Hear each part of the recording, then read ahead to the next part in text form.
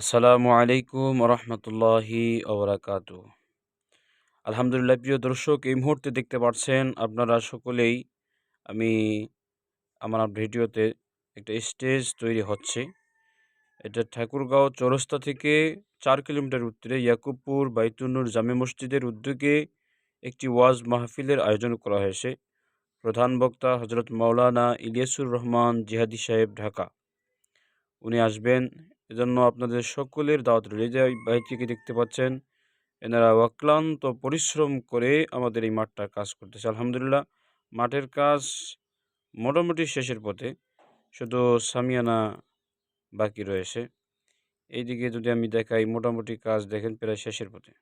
আলহামদুলিল্লাহ, ভাইরা কাজ করতেছে। আর এই এই দিকটা যদি দেখাই আমি, এখানে ইনশাল্লাহ স্টেজ হবে। আমি স্টেজের ফটো এবং ভিডিও আপনাদেরকে অবশ্যই পাঠাবো ইনশাআল্লাহ।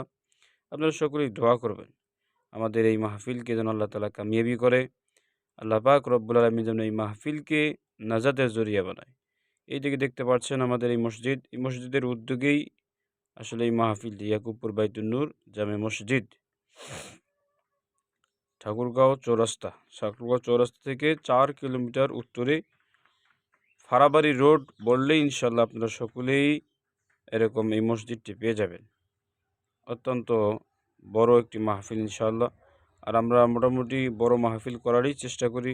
ইতিমধ্যে আমরা আপনারা জেনেছেন, এবং গত দিন আমরা গোলাম রব্বানী যুক্তিবাদী সাহেবকে নিয়ে এসেছিলাম। আপনাদের সকলের দাওয়াত রইল আমাদের এই মাহফিলের জন্য।